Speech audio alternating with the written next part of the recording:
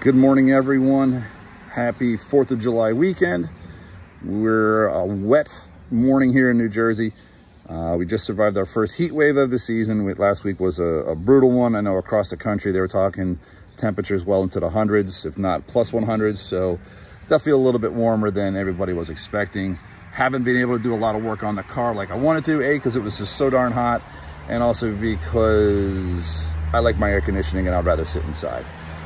So posting this video up, I'm going to put a link down below for the Instagram feed for the car. Hopefully you guys can check it out and take a look. Give me some likes on that, and throw some comments down below on the video today. We're going over some do's and don'ts that I've learned over this build that hopefully people can take away and apply to their build. So hope everyone's doing well. Have a nice weekend, and everyone be safe. Thanks. Hey everybody, thanks again for coming back to the build and stopping here at the garage.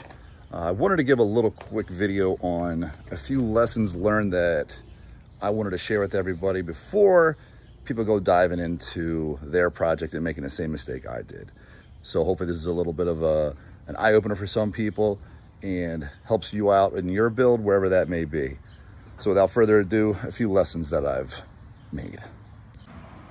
So pardon the mess, but for those that have been following the build, I went with Walton Fabrication, their engine mounts and transmission crossmember, which I love. It's great, the engine sits perfectly.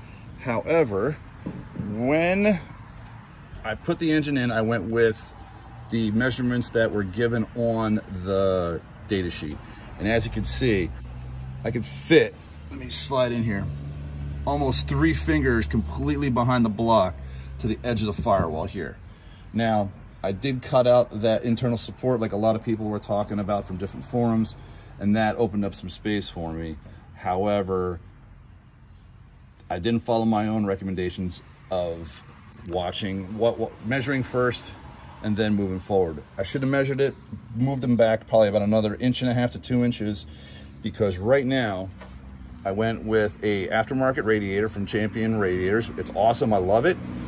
However, with the current setup I have and going with the mechanical fan up front along with an electric fan on the front of it, there she is,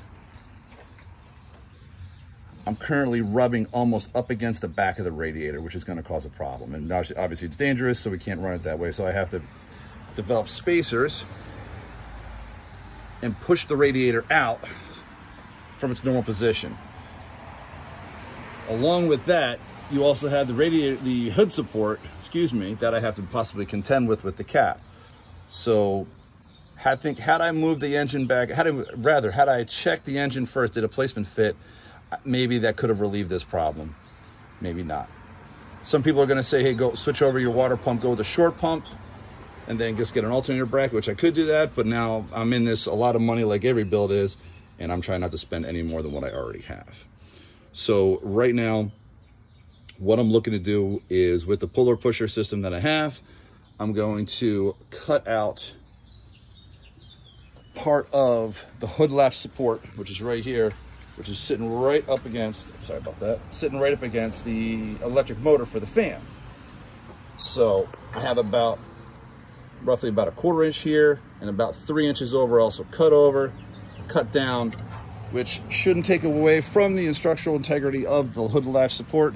And then I'll be able to move that radiator just a hair bit forward while still being able to clear the hood support. So more to follow on that one. I'll post some videos and we'll do some more. So just a quick update. Down there, got some aluminum tube stock, and cut that to 1 inch length, and that brought the bottom out. So that way the fan turns freely and doesn't run into anything. It's very, very close, however. I'm not a fan of it. You can barely see it down there to the transmission cooler lines. I've got about a 1/2 inch separation on that one. And then all I have to do is get some longer bolts out here.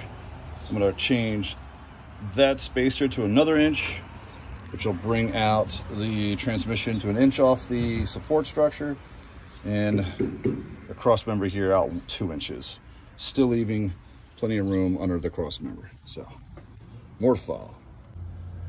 So from looking on the underside of the car, the hood support cross member on this side is literally about 1/8 of an inch over. There's a small lip there by that staple, if you can see that up there. So that needs to get cut out so that way it allows proper hood closure. So by adding on that spacer at 1 inch for 2 inches, brought the radiator out, a little bit of a hiccup. We can fix this. Had to trim a little fat. So, I hate using that. Top here, I'm gonna clean it up a little bit. There's that little bit of a lip here. You can see that section.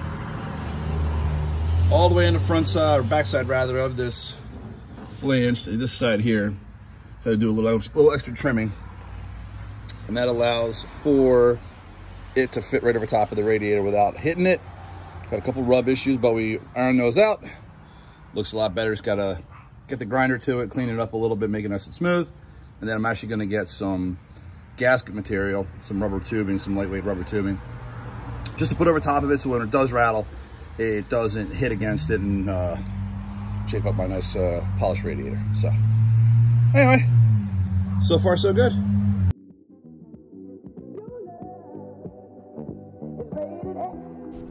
So thanks for checking out this episode of The Build. If you liked the video, hit the subscribe button and please give it a thumbs up. I'm looking forward to sharing my next step in building this car. Be sure to follow The Build also on Instagram as well. Thanks again.